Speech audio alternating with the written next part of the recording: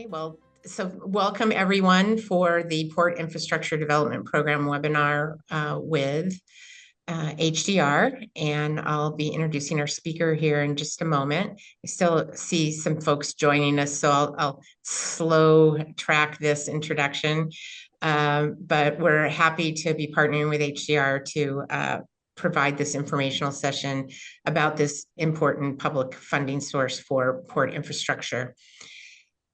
We will be doing, of course, this is welcome and introductions. Then our speaker will be going through the the notice of public funding. And then we'll have time for audience questions and maybe some project discussion. And then we'll probably try and adjourn right around 11:50. So that's our plan of action for the day. And for audience members, you can submit questions through the chat feature in Zoom, and we can go through those with Aurah, or you're welcome to ask those questions live during the audience Q&A portion. We are recording today's session, and we'll be providing you with access to that recording, so you can also share that recording with your coworkers or counterparts in other communities, just to share this information as widely as possible. And we always welcome any of your suggestions or recommendations for other topics that you would like to learn more about. So with that, let me introduce today's speaker. Our speaker is Aurah Landau with HDR. She's a senior financial consultant. You may have seen Aurah at our economic summit a couple of years ago. She was one of our panelists along with her colleague, James Marks. And, we're always happy to hear from them. Of course, Aurah has a lot of experience working on public funding for community infrastructure around the state.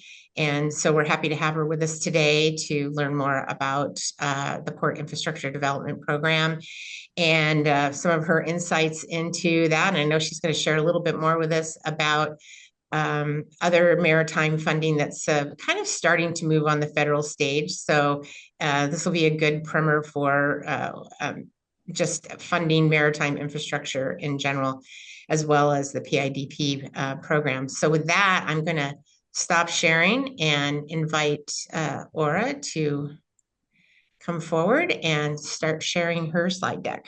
Sure. Yeah. Thanks for the opportunity. I always love working with you guys, get a chance to chat. And I'll go ahead and share my screen here. 1 second. Juggling all my screens. Okay. Does that look about right? That looks good. Okay. Wonderful. Okay. So just a quick intro to HDR. We're an engineering firm based in Anchorage, been around a long time. We work in a lot of rural communities around Alaska. We provide planning, design, engineering, asset management, kind of all the different services that are required for the whole infrastructure life cycle. And one of the things we've been doing as a firm for quite a long time is infrastructure funding and financing. And when the Infrastructure and Jobs Act passed, years ago now, we started doing a lot of it here in Alaska. So HDR has won over $9 billion in infrastructure funding for clients since 2009.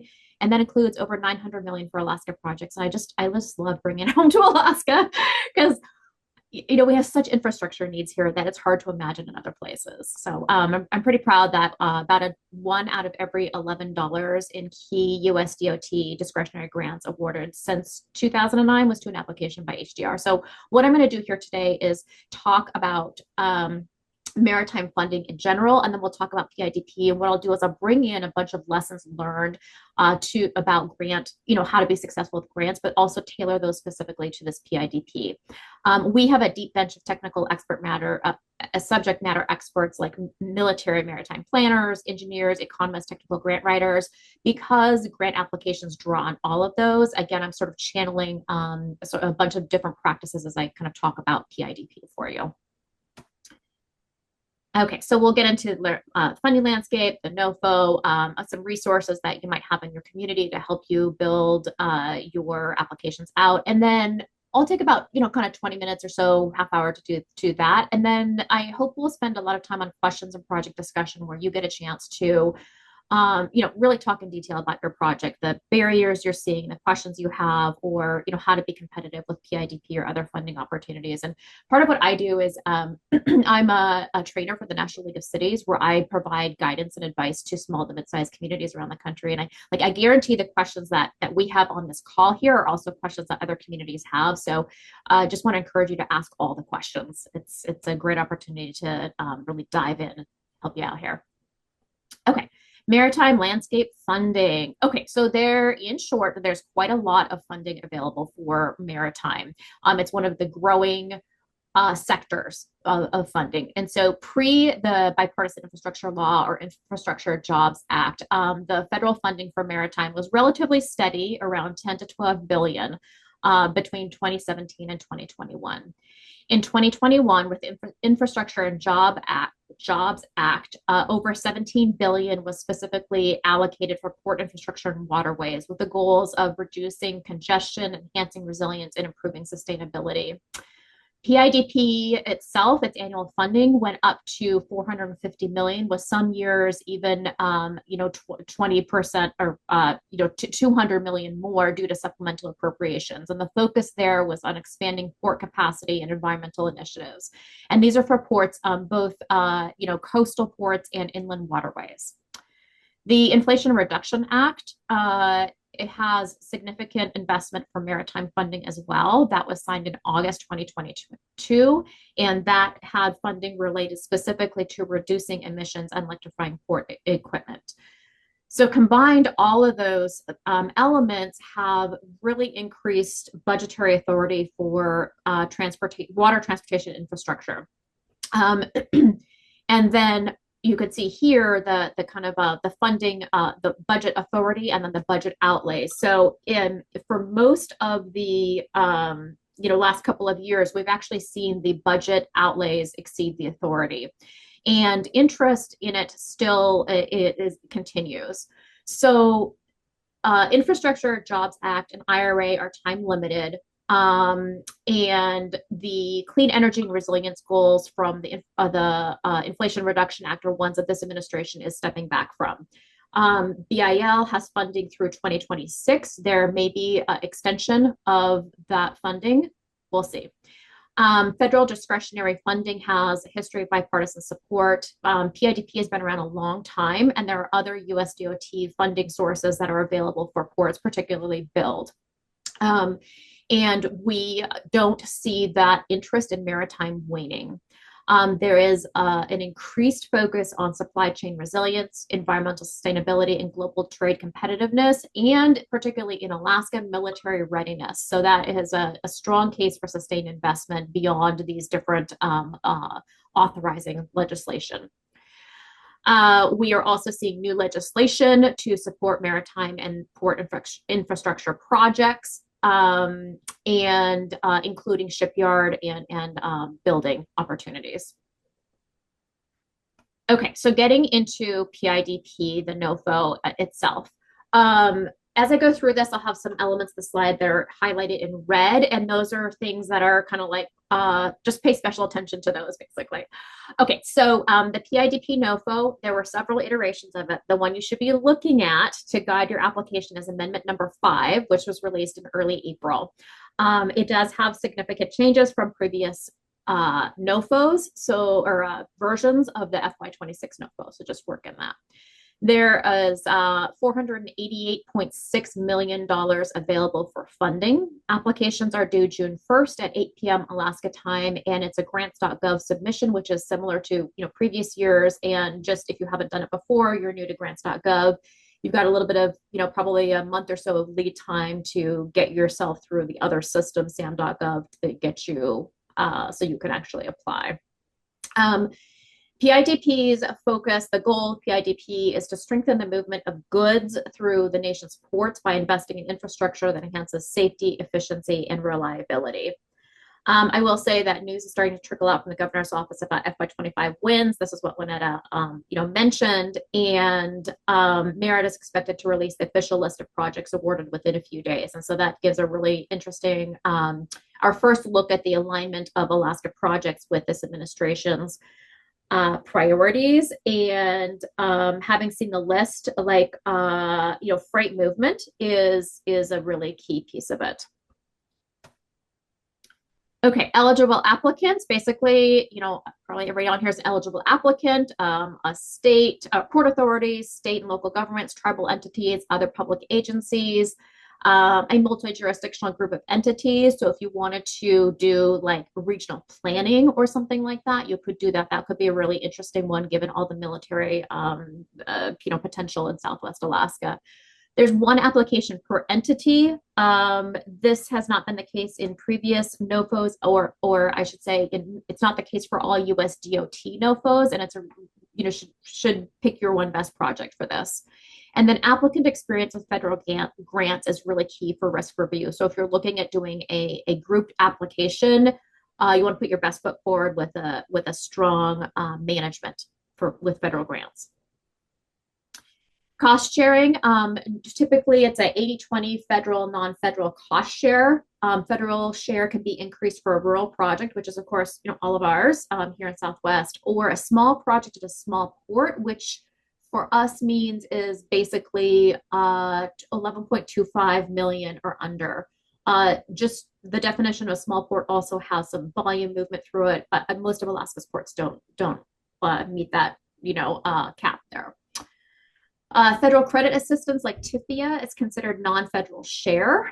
And then non-federal share has to be secured and substantiated. So it can't be projected. It has to be something where you could actually hand them a concrete piece of paper saying you have the money available for it. And this can be a barrier for small communities. So it's something to like early lead item to work on if you're doing PIDP.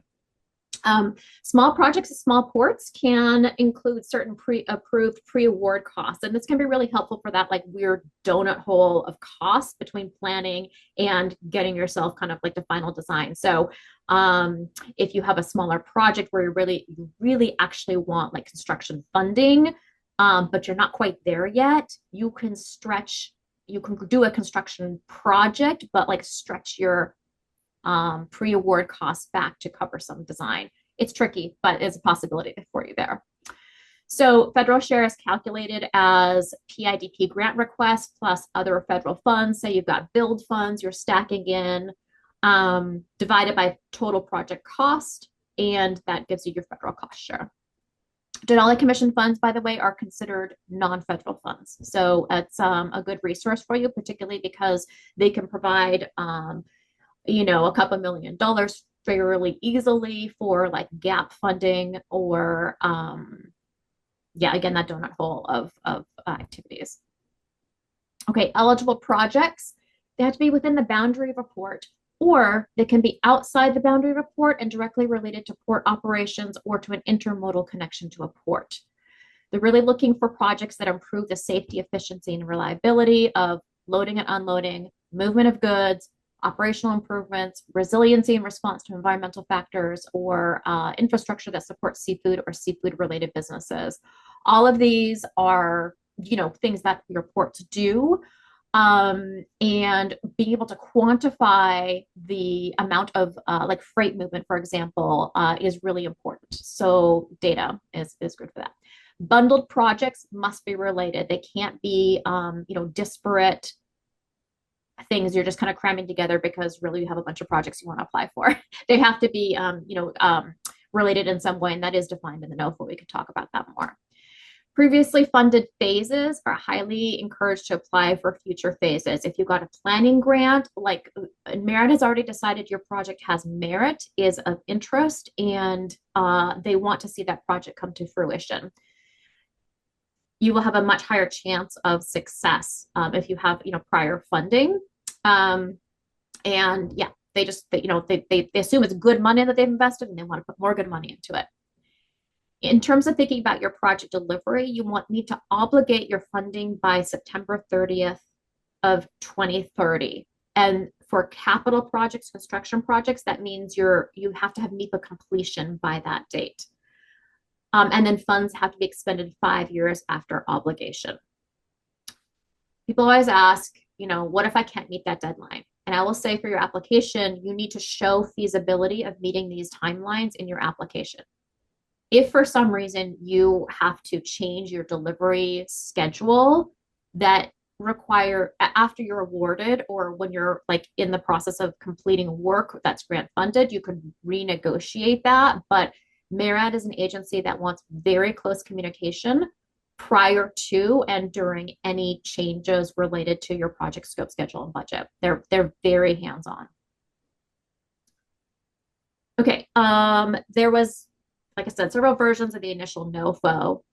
What's sort of new in this last version from the initial one is that there's an additional $38.6 million that came through in the FY26 Appropriations Act. There are new rating rubrics for the merit criteria. There's a priority for projects located in qualified opportunity zones, of which there are a number in Southwest Alaska, so that's good.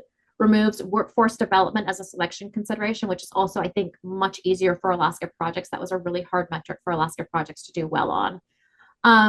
And electrification is no longer very interesting to this administration.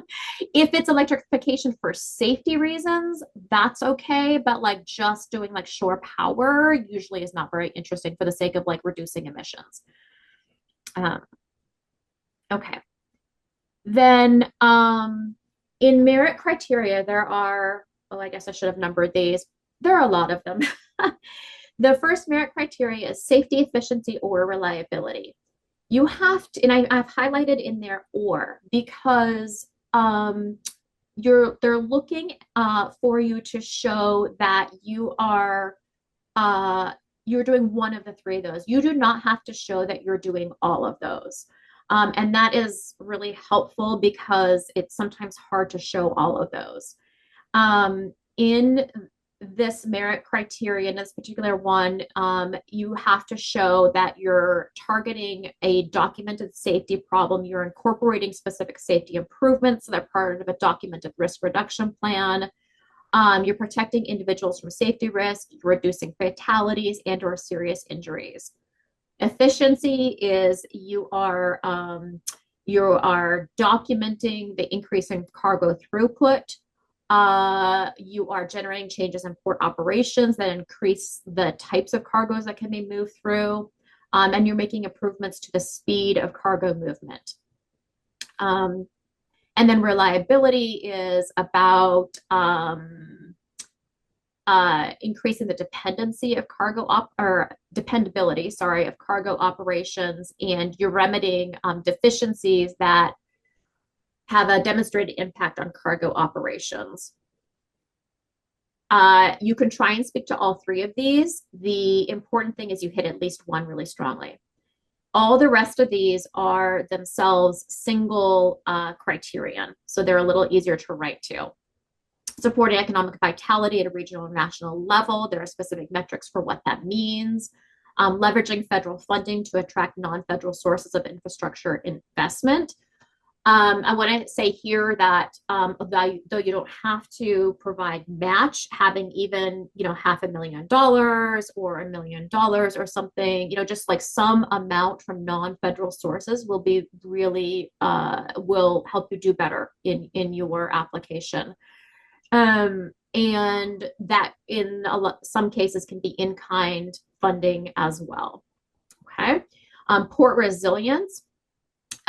Is looking at the how the project will advance resilience to both natural and man-made hazards. And so, you think about like resiliency to like a terrorist attack or system security issues, things like that. That's kind of new for this NOFO.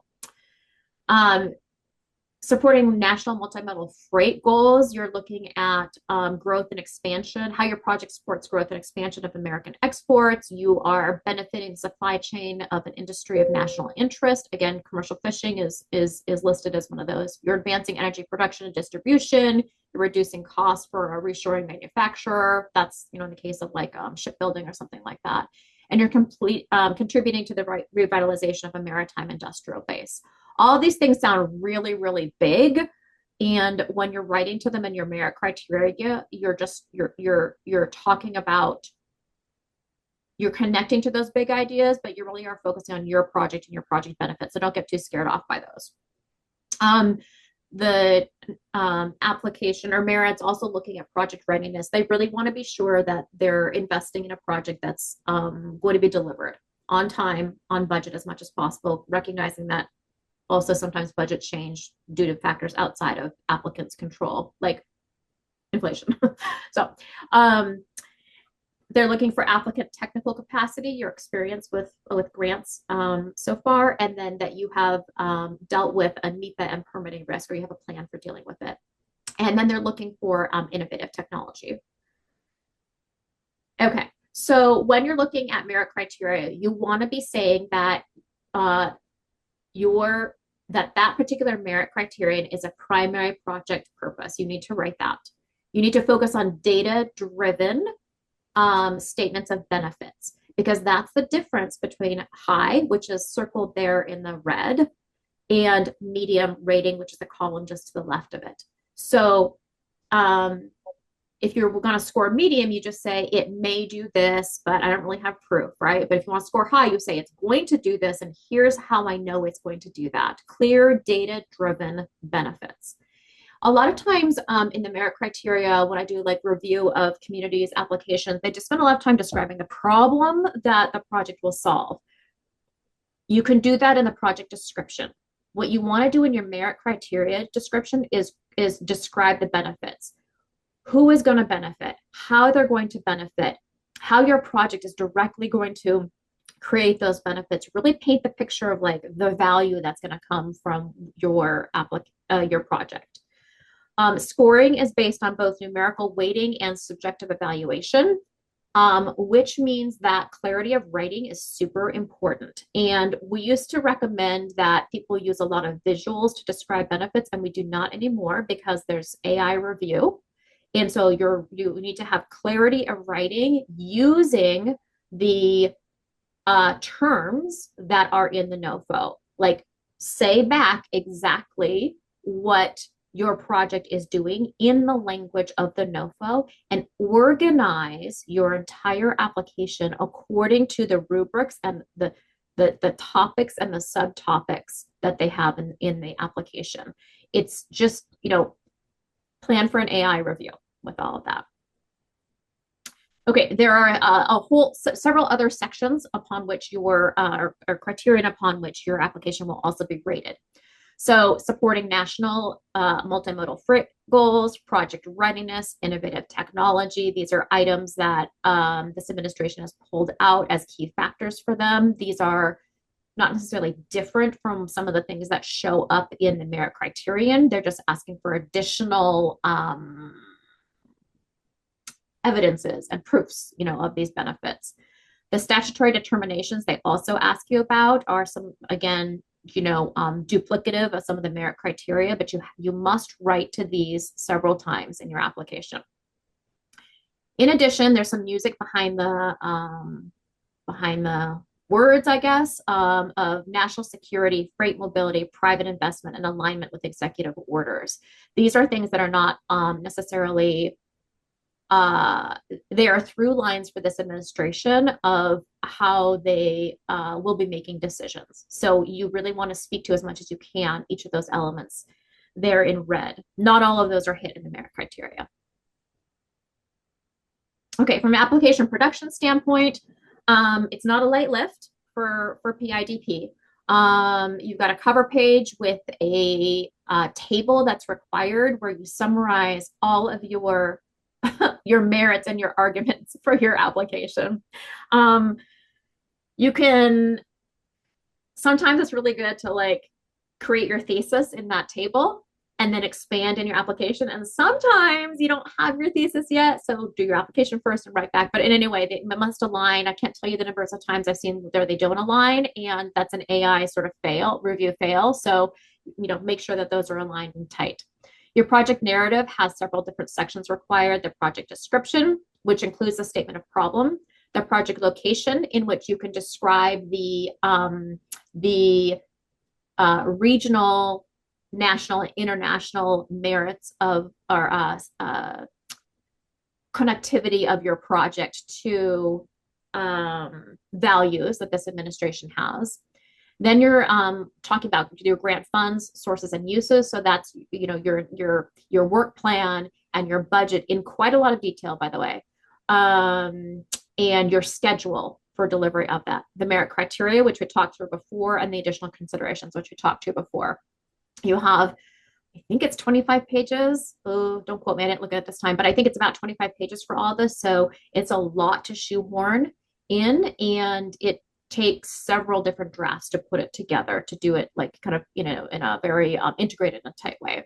You must have a detailed budget and work plan that go into a separate document as well. And then you've got budget forms where you take your budget and then you bucket all of your budget line items into the types of categories that the administration asks for their budget forms.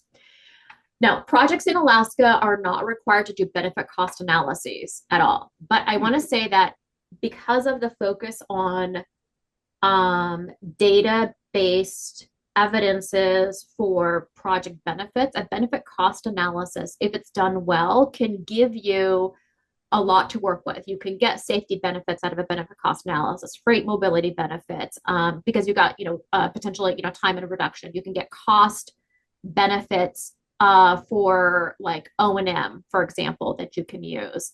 And I probably should have put on the slide too, local or regional economic analyses can also provide you with elements that are useful. If you choose to do a BCA for your application, I recommend not submitting it. Just use it as background information. And the reason is because you just don't want to muddy the waters.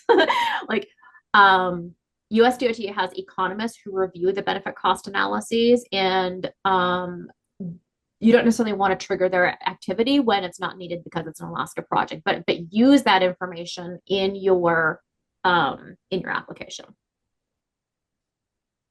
Okay, couple of resources available for you. You can use inputs from across the project lifecycle, any kind of, feasibility analyses, benefit cost analyses, economic impact analyses, anything that you have looked at for like other competitive grant applications in terms of applicant readiness, your grant management, in terms of how well you've done, what the results of your single audit are, anything you're developing from project delivery and around potential privatization or partnerships, any real estate finance, value capture analyses, all these different kinds of things here, revenue, expenditure estimations, all these things can provide you inputs that can be useful for building those data cases. And these are all services that we do, but I think a lot of ports have some combination of like port staff who do some of those things and then consultants who do some of those things. So you really, as you're putting your application together, you might be tapping into a whole bunch of resources you already have to give you pieces here. So I just want to kind of outlay the breadth of what might be useful for you to look for from your existing suite of supporters. If you're doing iterative financial modeling in terms of revenue forecasting, capital planning, debt management, financial policies, et cetera, these might also be places that you go to for data.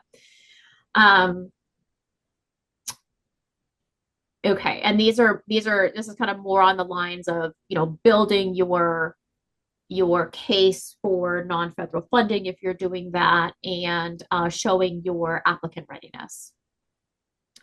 When you start to look at grant negotiation and management, and how you do with those, you can pull out elements of, we've already delivered, 6 NEPA analyses in the last 10 years. We have worked with, we worked on, Section 106 analyses, and they've taken an average of 18 months, or, like you could start to pull out some of this information that you could use to describe your capacity and to justify the scope, schedule, and budget that you have. We've already, if you've gotten federal grants already, specifically talk about which grants, which amounts, and which years under which agencies, so that you can show that, you're a strong technical applicant. Shifting gears for a second, I just want to showcase a couple of MARAD tools that are available for you for port planning and investment. They've got 3 toolkits for general projects, marine highway projects, and then ITS projects. Don't ask what ITS stands for, sorry. And these are really great resources for doing kind of full picture around planning and going through investment strategies. Okay, so I'm going to stop talking here and give us plenty of time to, I would say, ask anything about PIDP, and then, tell us, tell us about your project and what questions you have about it. Great. Thank you. Thank you, Aura. That was great. Appreciate the perspective and you highlighting some of the key things that, to really take into consideration. And I'm going to jump in and ask the first question because you referenced something that I think everybody maybe has in the back of their mind, but could probably use some clarification about. You referenced AI a number of times. So, in those references, what I believe you were saying is that the agency is using AI to analyze the applications for consistency with the requirements of the grant. Yeah, there's several levels of review that an application will go through. First is a review for eligibility, looking to make sure you're an eligible applicant, it's an eligible project, etc. Then they're looking at the merit criteria, and you get scored on the merit criteria, and it's like this like lined up alignment. Here's the criteria. What do you say in your section about the criteria, and how do they speak to each other? Then the project goes for like what they call a technical review. And that's, are you a credible applicant? Is your economic analysis strong enough? If you've done a BCA.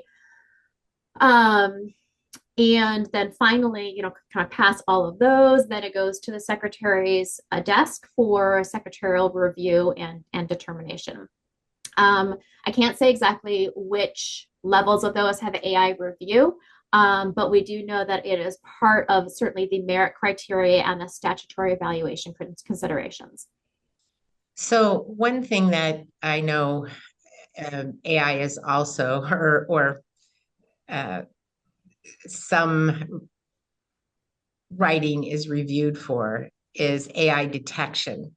So determination of using tools to determine if the narrative is generated through AI. Can you talk to that as to our agencies using that? And would you encourage or caution applicants about using AI to generate content for grant applications? That is a really interesting question. So I don't think I can answer the first question, which is whether or not do they have that they're screening for AI written and having a prejudice against it. I can't answer that question. What I will say is that we've done some kind of playing with different AI tools and have found varying like different tools have different things that they're good at. We have not yet found a tool that is as good, or I would say the general generative AI that's publicly available is not going to be able to generate the story and the nuance that will capture the benefits of your project. You're going to do that better than AI will. What it could potentially help with would be things like answering a very specific question. If you know exactly what kind of argument you want to build and you're missing a piece of data, it could help you find a piece of data, for example. But you still have to be like the adult in the room to make sure it's, cited carefully and plugged in accurately. Working with communities, this is not in Alaska, but around the country, I have reviewed a number of applications that are quite clearly AI generated.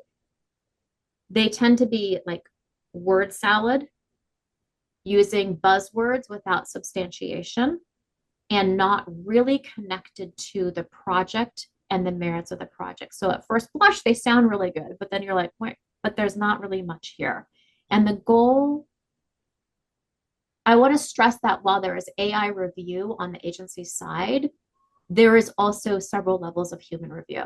And that's what you want to be, that's where you want to you want to be human on your end as well. Okay, thank you for that. I'm going to turn to Alice and Jeremiah to see if they have any questions or any project examples that they might want to. Yeah, hey, thanks for having me. Trying to multitask here at work. And I guess to be honest, a lot of this is a little over my head, and I'm trying to I'm trying to digest it all. I guess here in Kodiak, our ports and harbors are just really outdated, really old. There's never enough money to do repairs. There's never enough money to do maintenance. And so that's why I wanted to attend this was to see if there's a way that I can leverage some of this. And I guess for me, my biggest question is as someone who's new to this process, like where is the best place for me to get started to start compiling some of this information and come up with the most attractive program? The more I listened to you, the more I realized like, oh wow, I'm gonna need some help if I'm going to get anywhere with this. So kind Yeah. of helping me just get started. Yeah. Okay. So first of all, there are a number of projects in Alaska that have been like float replacement projects or ones that are stemming out of state of good repair issues where arguments have been built that support the other merit criteria, but the real genesis of the need is state of good repair. So you're in good company. And I would say the first thing to do is to look at your CIP, like look at your local priorities of what the need is, what's the scale of the project that you want to be putting forward. I'll just use another community in Alaska as an example. They have a very, very large project. It's way too expensive for PIDP to fund. So then we've figured out how to segment. You've got, unfortunately, like multiple MOB and DMOB, which is more expensive, but we figured out how to segment the project so that you can be moving sections of it forward that have smaller funding requirements. And they've been successful in getting funding for that sort of like phased approach, doing these sets of floats and then these sets of floats and these sets of floats. Once you have an idea of like what your need is and what your goal is, you want to take a look at so you're looking at your eligible projects. Then you want to look at what projects are ready for grant application. Are you looking for construction funding or are you looking for planning funding? And if you're looking for construction funding, you should have at least 35% design done. If you don't have 35% design done, then you could do planning funding. And planning funding is often much less expensive. And you can do it like, for example, for the whole port as opposed to like a small segment. And so you want to make that like readiness determination on what your sort of like sequencing is going to be for which projects you apply for when. Then as funding opportunities come out, it's really easy to like do whack-a-mole, right? So one important thing to do is to figure out how your project aligns with the merit criteria of a particular funding opportunity. PIDP, most projects in Alaska are going to be fairly good fits for PIDP. And you just have to look at how you're going to generate the information and the data to substantiate your project's benefits. That's one of the reasons why I recommend a BCA for a lot of projects. I want to say also that data-based requirement for scoring high is for capital projects.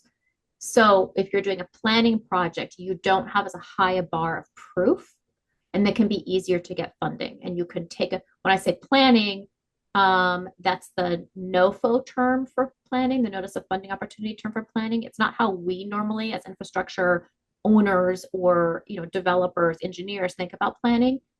It's anything that's not construction. So it's like conceptual design all the way through 100% design, including all of your NEPA, public involvement, whatever you might need to do there, permitting, etc. Yeah, Krista, you want to add?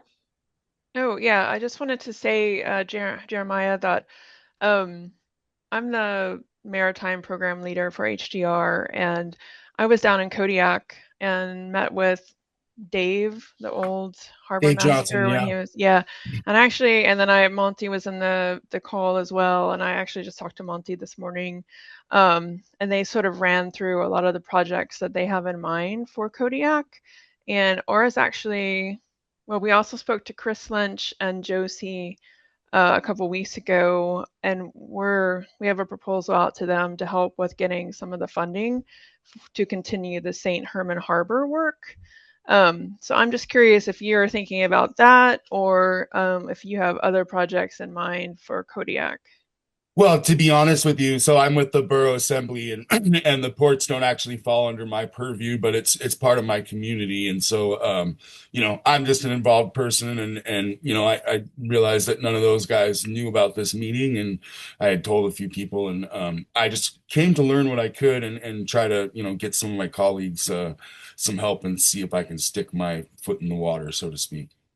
Yeah, that's great. I mean, I think it definitely takes all hands on deck in a community, right? I mean, because like a council often has to approve any expenditure of funds, right? Whether it's funds to, support doing an application, or whether it's the match for funds, right?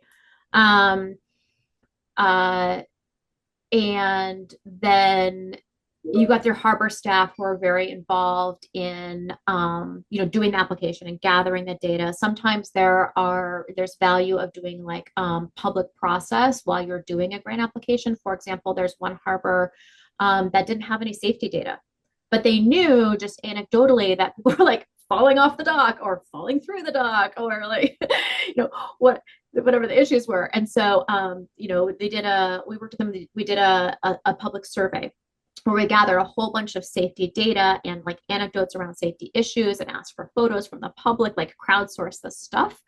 And so then became like a community effort. So there are lots of different layers of engagement. Anyway, I'm so glad you're here. And PIDP this year is due on June 1st. And I would say it's a little bit, the timeline is a little bit tight on it. But if there's a possibility to apply this year, I would encourage communities to do it. Actually, the Kodiak in particular, St. Herman Harbor is like high readiness. And so you're primed for this. And the reason to apply this year is because then if you don't get the funding, you get a debrief, and that will tell you how to hone your project and your project description for next year. So super, super valuable. Yeah. Okay.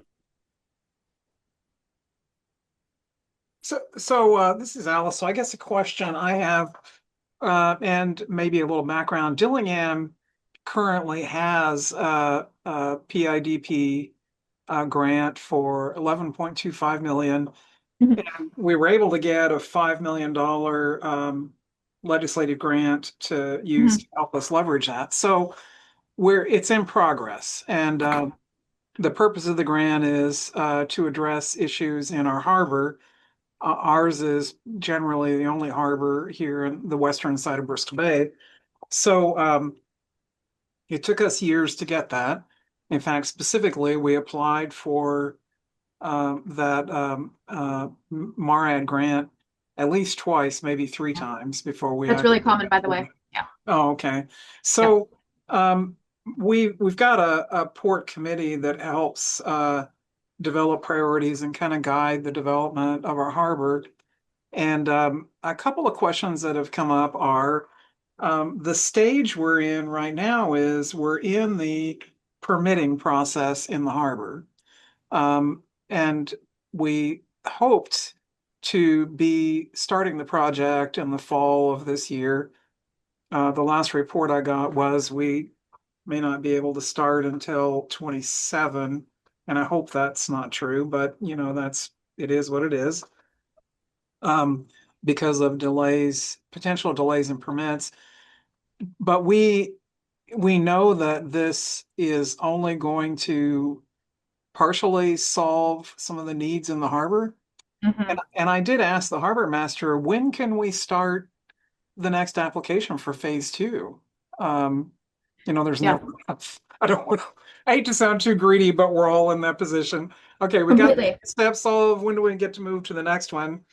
And then my second question, after you answer that, um, probably similar to Kodiak and other places, there's more than one spot where you know, marine activity occurs.